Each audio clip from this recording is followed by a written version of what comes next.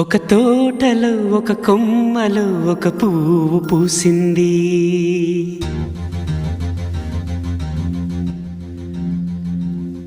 మహారాణిలా మహాలక్ష్మిలా ఆ పువ్వు నవ్వింది.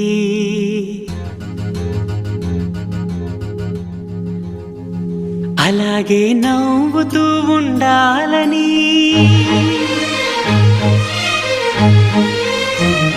అలాగే నవ్వుతూ ఉండాలని నింగి నేల వాగు వంక చెట్టు చేమ గువగూడు ఆశీర్వదించాయి.